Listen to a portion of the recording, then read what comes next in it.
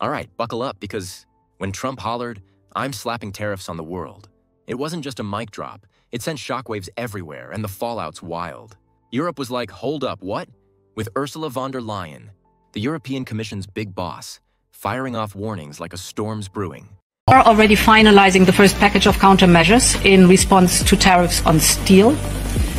And we are now preparing for further countermeasures to protect our interests and our businesses if negotiations fail. Like the EU was gearing for a showdown, ready to protect their businesses from getting steamrolled.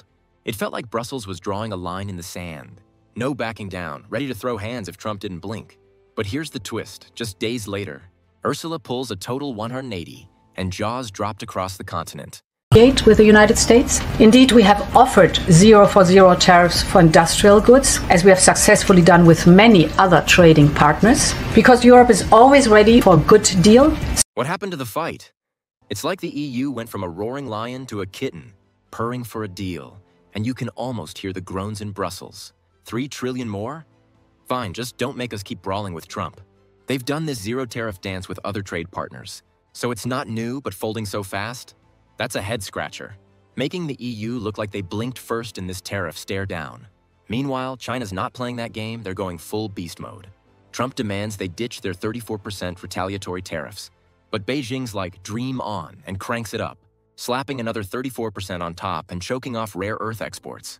They're also eyeballing 30 US defense firms, piling onto the 24 already in the crosshairs, signaling a no-holds-barred trade war. China's betting big, ready to slug it out. And it's clear they're not sweating Trump's bluster one bit. This isn't just a spat, it's 2 giants squaring up, and the world's holding its breath to see who lands the next punch. So while the EU's tripping over itself to play nice with Trump, he's turning up the heat, and Canada's not here for his tariff tantrum. The guy's out here threatening to jack up taxes on China to a wild 50%, maybe even 104% if they don't ditch their 34% retaliatory tariffs, like he's daring them to flinch. You don't back down, I'll hit harder, he's basically yelling, and it's got the whole world on edge, wondering if this trade war is about to go full-on cage match.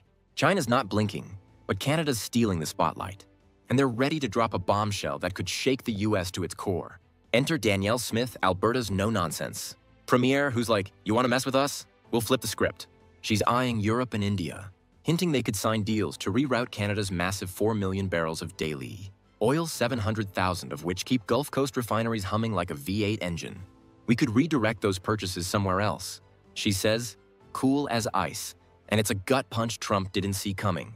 That oil's the lifeblood of US fuel, and if Canada pulls the plug, it's not like you can just swap it out with Venezuela's sketchy crude overnight. Refineries would need a major overhaul, and good luck with that while prices spike. Fuel experts are sounding alarms, saying gas stations in New England could see prices jump 20 to 40 cents, a gallon, hitting wallets where it hurts most.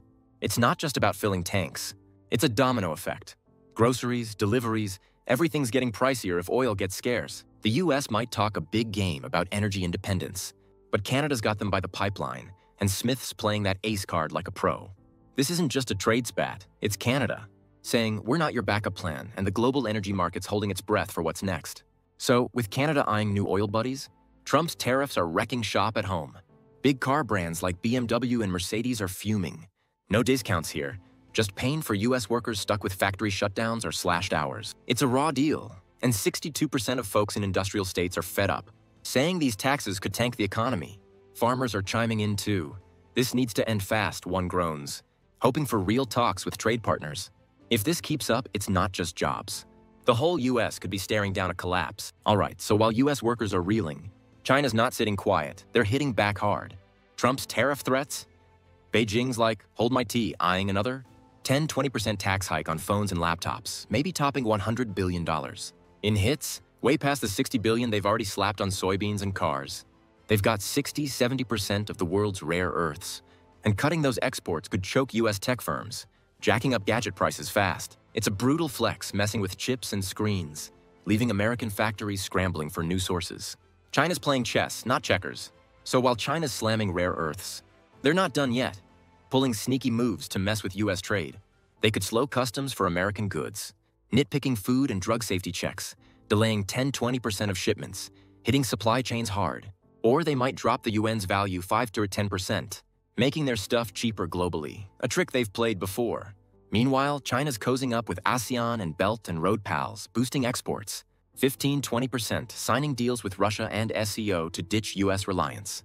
It's a slick plan, spreading influence while the US scrambles. So, while China's out here playing trade war chess, Trump decides to go all in with a jaw-dropping 104% tariff on Chinese goods. And it's like he tossed a grenade into the economy. Markets didn't just wobble, they straight up crashed, bleeding trillions of dollars in hours, leaving investors and regular folks reeling from the shock. It's not just a number, it's a gut punch to wallets everywhere. And the chaos is spreading faster than a wildfire. Caroline Leavitt, trying to smooth things over, steps up with, if China reaches out to make a deal, he'll be incredibly gracious.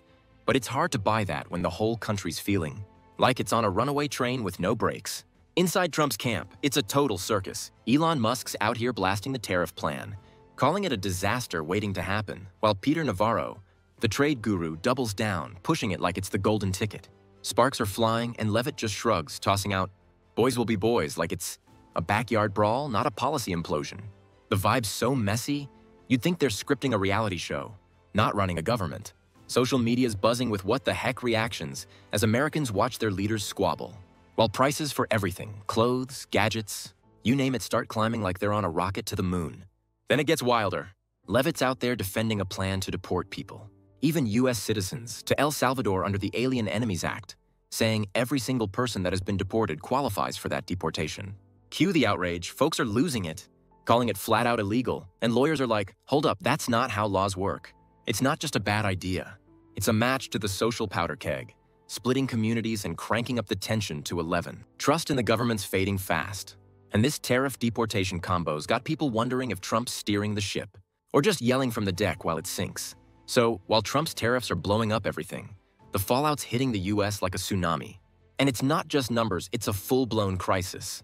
That's got people screaming in the streets and allies slamming the door. Picture this. The stock market doesn't just dip, it craters, wiping out a staggering $6.4 trillion in just 48 hours, a gut punch that's shredding 401ks and retirement dreams faster than you can blink. That's not pocket change. It's life savings for millions of families.